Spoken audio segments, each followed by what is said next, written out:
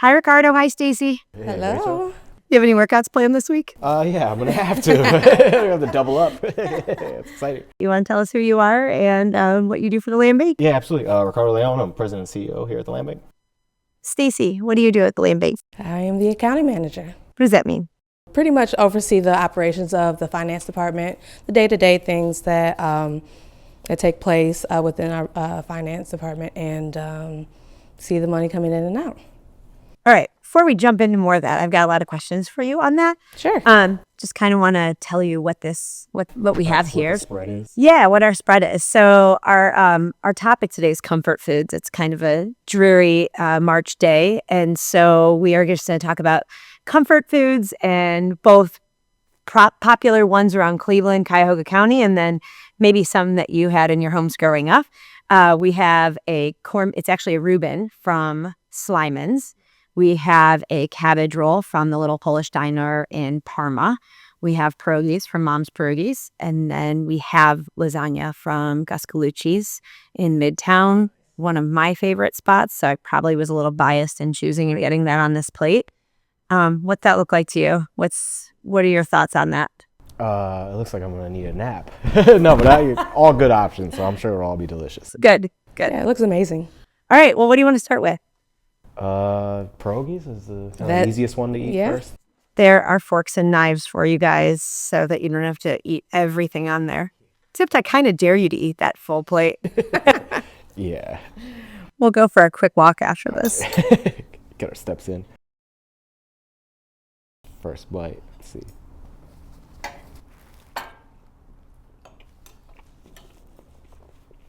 Can't go wrong. No? Amazing. That's good. That's really good. Yeah. I love pierogies. I think it's Italian sausage and cheddar, I think is what's in there.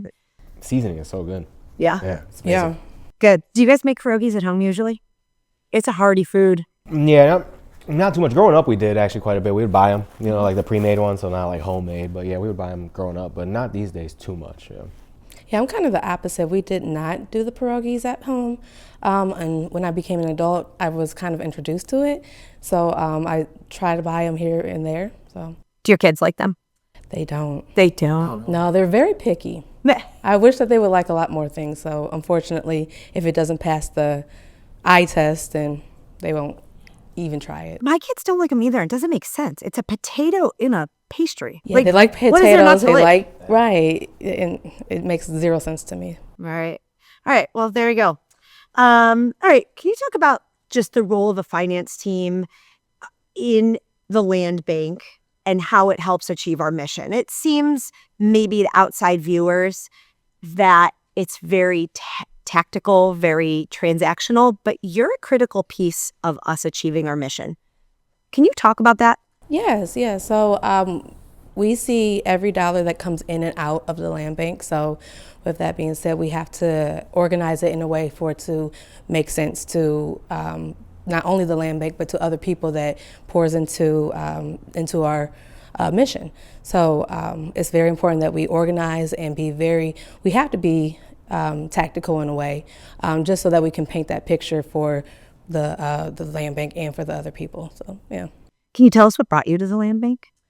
Yeah, I honestly was just looking for a home. I love finance. I love anything to do with numbers, but I wanted to be part of something bigger. So I was looking for somewhere to be at home and do what I love with people that I feel comfortable doing it with. So How long have you been here? I've been here for 1.5 years. Do you feel like you found your home? Yeah, I love it here. Like I love the people, I love the mission. Like there's not really anything that I don't like about it. It's very comforting to come to work every day. That's great.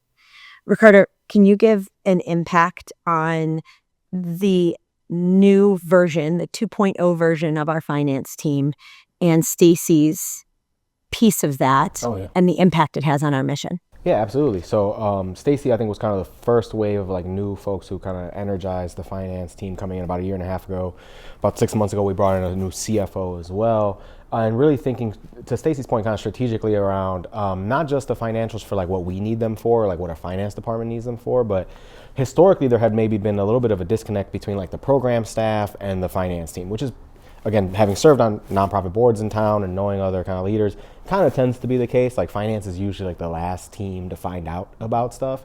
And so we've been actively working to find ways to how do we ensure that finance is kind of a part of every conversation, right? If we have a new opportunity, if we have a new funding opportunity, if there's new work that we're taking on, we want to make sure either Stacy or someone from her team, or maybe even Mel at times as our CFO, can be in the room with us and saying, hey, here's what you guys got to think about, and here's what you got to look out for, right? Because when audit comes, we don't want to run into an issue because we forgot something, And so that's been, I think, the coolest thing about kind of like the more dynamic approach that we're taking to finance is that we're incorporating kind of their expertise in all of our decision making, so that they're not just finding out, in the 23rd hour that, oh, by the way, we got all this money and we did these things.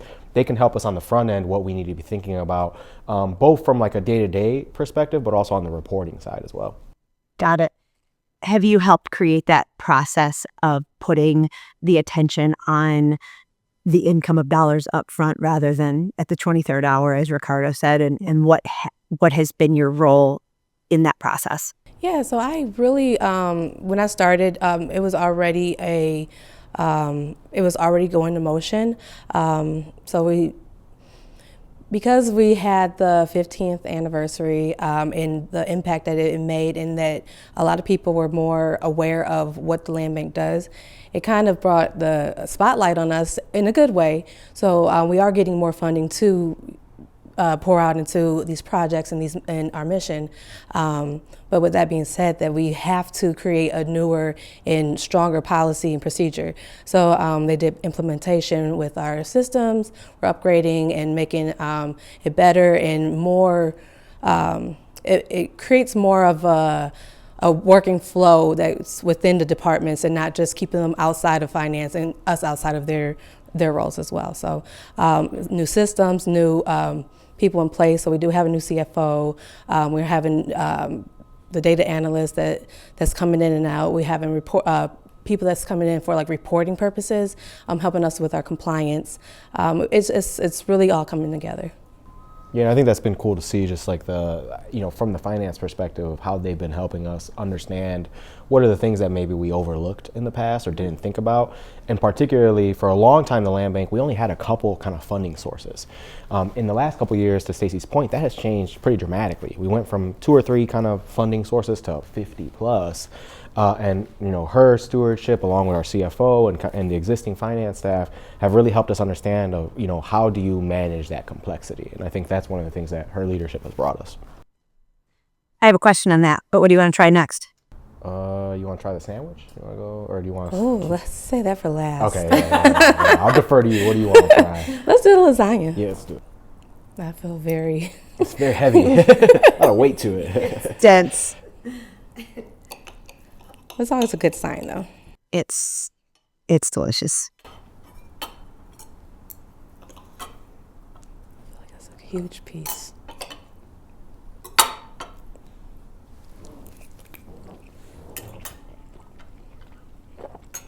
That's so good. It's amazing. I love lasagna. Growing up, it was interesting. Growing up, we ate lasagna a lot. It was like the one. It's not like a traditional like Puerto Rican meal, but like my parents like always made it. My dad liked it a lot, so my mom always made it. Did you make homemade sauces? Yeah, I mean, for a period of time there. I think at some point we just started buying them just because it's easier. But yeah, for a period of time, they try their hand at making it all from scratch. Yeah. It's delicious. It's like legit comfort food. It's so good. Do you eat lasagna is an undertaking when you make it? I make it and I eat it and make it. Yeah. My family loves it whenever I take the time to make this meal. So Homemade sauce? Ooh, let's not go there. Okay. It's one that your kids will eat, though? Yes. Love that. You mentioned, and I think both of you actually touched on this, about making our organizations, departments connect in a more fluid and functional way. Upfront, more transparency, so that all of a sudden something doesn't land on your desk that you didn't see coming and it needs to be done yesterday. Can you talk about the interaction between finance and the other departments that exist in our organization? Both of you, I think, have unique takes on it. Yeah, I'm happy to start and feel free to jump in. I mean, I think this is kind of like the evolution of any organization or kind of nonprofit, we started 17 years ago with, it was about a 10-person staff and evolved over time. And so, like a lot of nonprofits, we were kind of siloed for a long time, where it was just like, all right, these two people manage demo, these handful of folks manage our real estate, these two folks manage our finance. And we kind of evolved that way. And what ended up happening kind of unintentionally, but what ended up happening is we did have a little bit of that silo, like kind of walls that were up. And so we've taken a really intentional approach over the last, year and a half or so, as we've been evolving the day-to-day operations in trying to bring those walls down. So we've set up, about a dozen and a half cross-functional teams. We're doing a bunch of work collaboratively together. We're making sure that finance is at the table when we're making like long-range decisions for the organization. When we're pursuing new funding opportunities or potentially taking on new opportunities, we're making sure that we're engaging with the finance team and saying, hey, how would this look for us, And so I think all of that kind of together is what I think is making us have a more improved interdepartmental kind of communication with each other, so that no one feels like they're left out. So, but that's from my perspective. I'm not in the day-to-day, so I'm happy to. Yeah, I think that the process that we're doing now, it has created a stronger bond within the departments or spread throughout the departments. And it's been refreshing because like not only as a new person that came in, I really don't know what this department did or what that department or even who's in that department. Where can I go for assistance in day-to-day things finance related? And because we're doing these meetings of sort, and we bring in everybody to the table in different departments, I'm able to make that relationship with other people and be able to build from it. So even outside of meetings, outside of emails and anything, I can go to people and really get my job done in a more efficient way. So yeah. Love that. Do you guys want to try something else? You want to take a spin on your plate and take a bite of something else? Try the stuffed cabbage. Yeah. I'm actually going to move some of this off of my plate too. Take his plate to go. My colleague told you very happy. That good map order.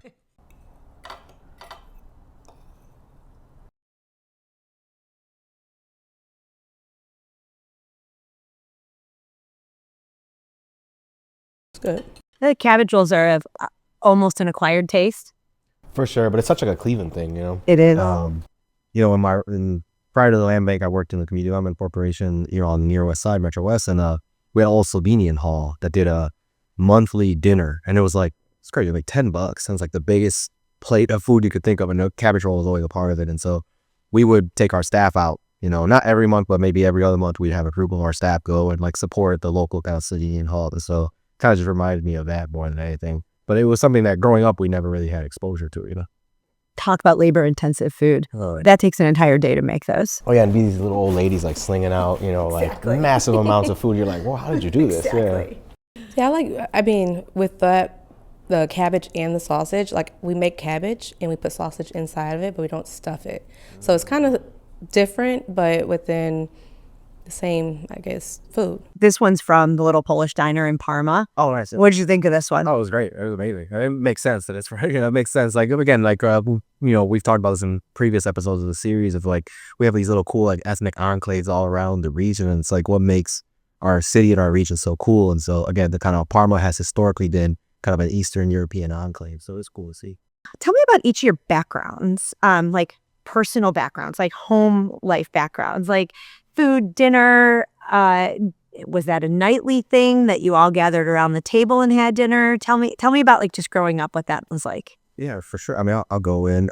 So yeah, I grew up in kind of a traditional Puerto Rican household. My parents made a lot of traditional, our Latino cuisine, rice and beans, like all the time. I think when I was a kid, like it's funny how things work. When I was a kid, I got like tired of it. I'm like, oh man, like when the world, like, can we get something else?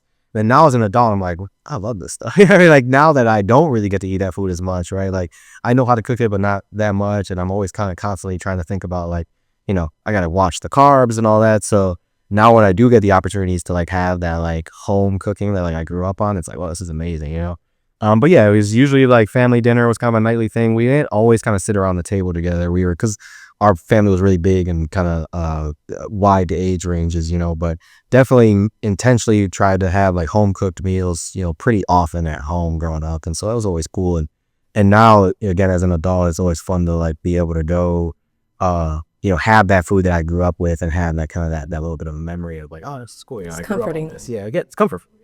There's a familiarity that feels right.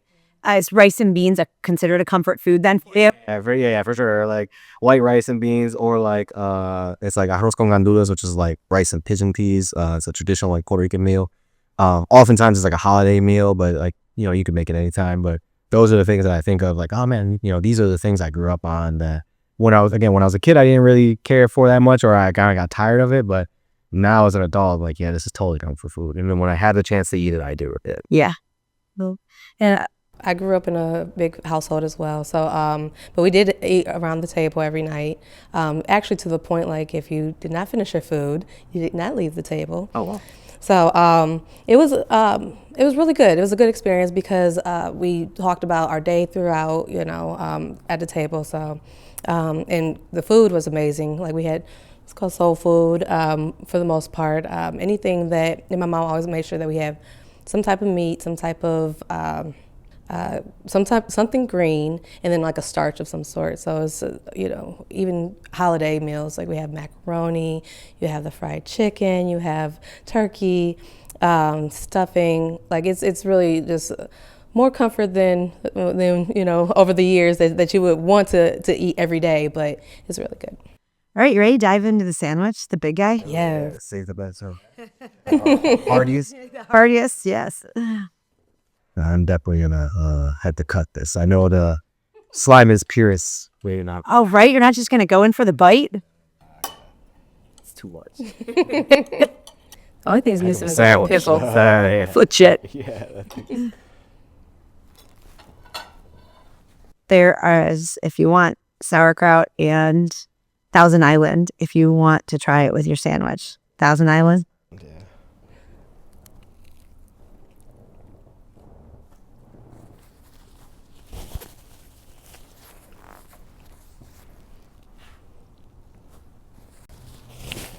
I already knew that was gonna be my favorite one. The Cleveland Class and can't go wrong. Liked it all, but yeah.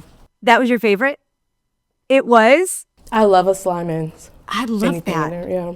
It is so, it's like one of those things I feel like people from around the nation understand we do. Yeah. I mean, Yeah. and we're not even to your point about all of our little enclaves of like ethnic pockets. I feel like it's such a popular thing on St. Patrick's Day. Yeah. And I wouldn't say that our Irish stronghold isn't our biggest. Right. So it's so interesting that's It's what we That- this we become known for. Right? Yes, Yeah. yeah. That's so cool. Yeah, no, it was delicious. I still think I like the pierogies the most, but can't go wrong with the Slyman's. Yeah, that's great. I'm going to go back to work for a moment, and I want to just ask how you think this new finance team is going to serve Cuyahoga County residents the best. That's ultimately what we want to do is improve the lives and health of Cuyahoga County residents through repurposed parcels, right? How do you think our new operational structure is going to help serve that? Yeah, absolutely. I mean, I can think of it a few ways. One is efficiency, right? At the end of the day, we use public dollars to serve our mission. And so the more efficient we become with our resources, the farther we can stretch those resources. So as an organization that serves the public and serves Cuyahoga County residents, our hope is that they'll know that they're in good hands. Their dollars are in good hands. So that's kind of the first piece.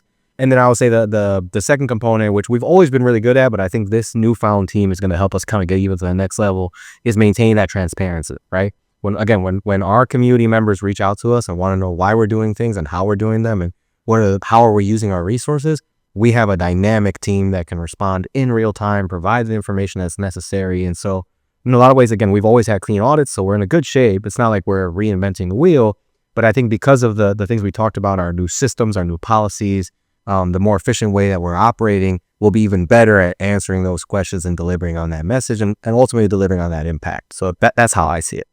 Yeah, and with the finance team, I think that we are comfortable enough to ask the questions, and if we don't know, we'll go out and search it. We're very resourceful and in getting what we need out to the public and out to the leadership.